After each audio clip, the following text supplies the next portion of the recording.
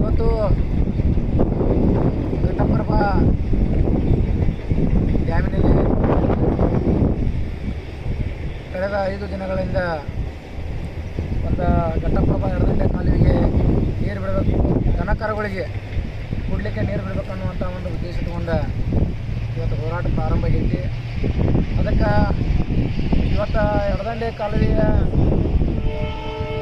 ನೀರನ್ನು ಬಳಸುವಂಥ ಲಕ್ಷಾಂತರ ಜನ ರೈತರದ ಒಂದು ಮನವಿ ಏನಪ್ಪ ಅಂತಂದ್ರೆ, ಇವತ್ತು ಈ ವರ್ಷ ರಾಜ್ಯದಲ್ಲಿ ಭೀಕರ ಬರಗಾಲ, ಅದರಲ್ಲಿ ಉತ್ತರ ಕರ್ನಾಟಕದಾಗ ಇವತ್ತು ಬೋರ್ವೆಲ್ಗಳ ನೀರು ಹೋಗಿಲ್ದ ಬಂದಾಗ್ಯಾವ. ರೈತರ ದಿನ ಬೋರ್ ಹೊಡೆದ್ರೂ ಕೂಡ ಬೋರಿಗೆ ನೀರು ಬರ್ತಾಯಿಲ್ಲ.